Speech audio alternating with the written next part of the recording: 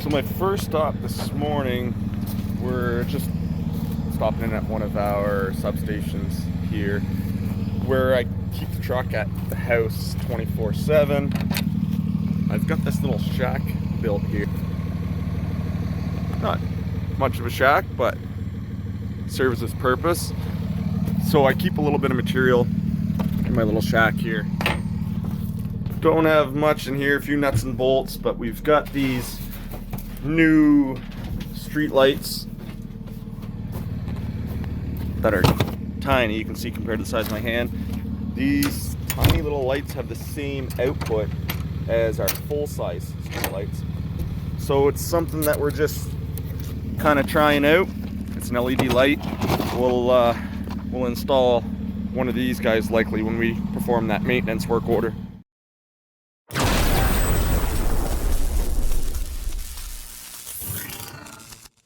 Alright guys, so we're here now. That's the old high pressure sodium light we're going to be changing out.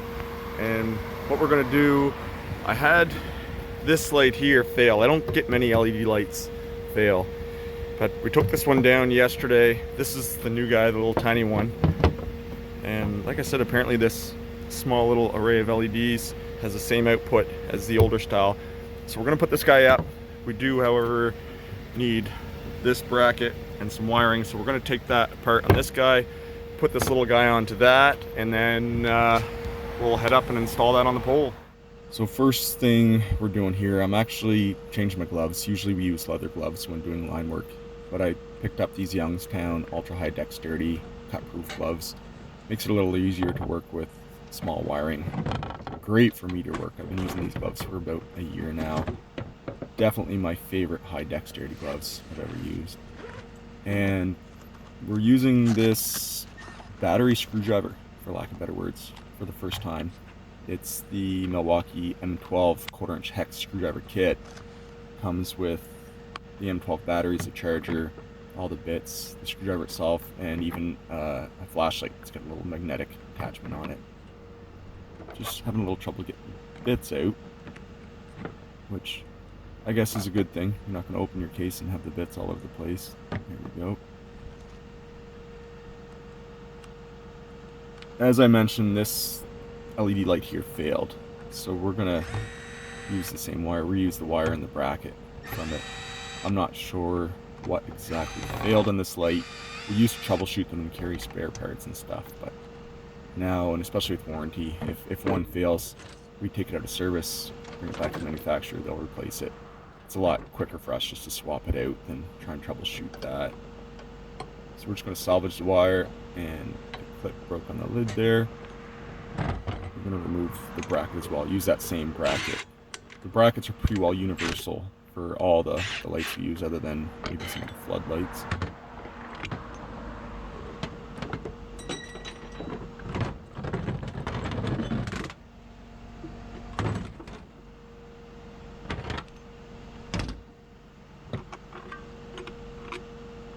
Only installed a couple of these guys so far, but the lid's quite different where it opens up kind of halfway through, so I did find on previous installations it's actually easiest just to completely unclip the light, the lid, sorry, in order to make a little bit more room to tighten the wires in place and stuff. And I'm just going to tighten that enough that it's not flopping around on me. There's no point in aligning your bracket while on the ground, even if you have it perfectly straight. A lot of our poles aren't perfectly straight, so you only have to readjust them once you're up in the air anyways.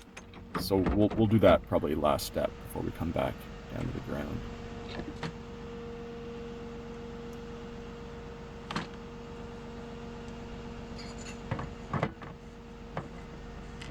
These guys are super easy to hook up. It's just basically your 12-2 wire, so you have 14 gauge solid copper with your hot, your neutral, and your ground, and that little white terminal block inside there. All you gotta do is stick the wires in and tighten it up. They're labeled your hot, your neutral, and your ground connection. don't want to over torque this guy. You can pretty well tell when you're at the proper torque because you'll actually see the whole white block starting to move a little bit from the torque. So as soon as that white block starts moving on you, that's tight enough. And generally you want to get your little copper lead on the left hand side of the lug. So as you're tightening it, it tends to suck the wire in towards the terminal block rather than push it out, as it follows the direction of the screw that's tightening down, that's clamping down on that wire.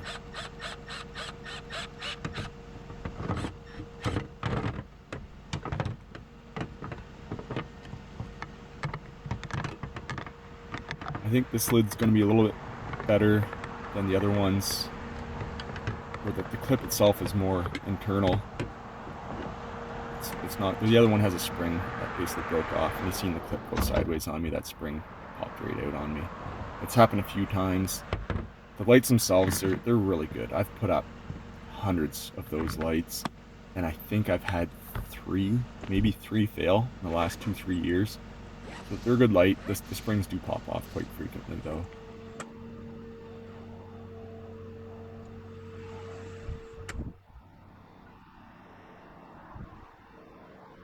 So, real bad spot for a tree. We're not really going to do much with that tree. It's nowhere near any high voltage stuff. If the customer wanted that tree removed, they'll have to hire someone that is certified to do so. One thing I would do for them, if they requested the full removal of that tree, I could take down that piece of duplex. The duplex is like triplex, except there's only one hot wrapped around the neutral. I could de-energize that or remove it completely so they could have a contractor come in and remove that tree for them safely. We're not going to worry about it too much for today. I'm just knocking off a few branches with my bolt cutters, which actually work pretty good for snipping off tiny little branches. Just getting myself enough room to go in there. If you were working on high voltage stuff at all, you wouldn't want to have your bucket jammed against tree limbs and whatnot while you're working. So right here, these are our class 0 1 kV rubber gloves. We're just doing an air test before we get started. We're not really going to be grabbing anything bare live here because we're going to be using piercing connectors, so we don't have to actually skin the insulation off. But as I get started here, I do notice on this piercing connector right here, this guy was never capped or taped on the end. So there is a live end. If you were careless and bumped that up against the neutral of the ground, you'd get a pretty good flash. So I kind of bend that out of the way. I'm not sure why I didn't tape it right off the bat. Ideally, you should cover that hazard right off the bat, but I guess while I had the drill out, or the mini impact gun, I finished by removing the neutral and the ground. This guy up out of my way, and I say I should have taped it right away because that way you don't forget. Anytime you see bare conductor on the triplex, you want to stop what you're doing and eliminate that hazard. So that's what we're doing now, getting that covered up.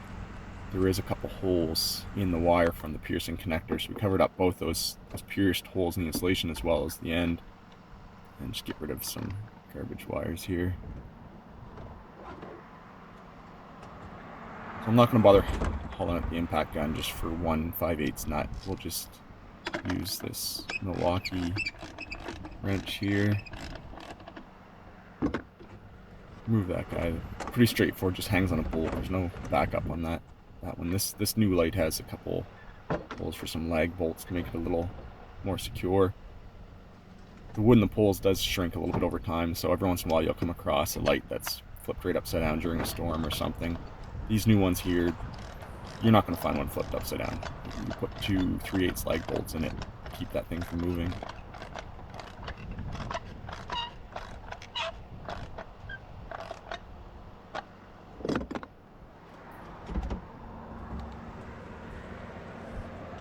These next few steps, it doesn't really matter which order you put them in. I could have hooked up those wires right then and there. Decided to put the lag bolts in first. So those are 3 3/8 lag bolts. This Milwaukee impact gun is a little bit overkill for a 3/8 bolt. That battery impact gun will sink a 5/8 lag bolt with ease.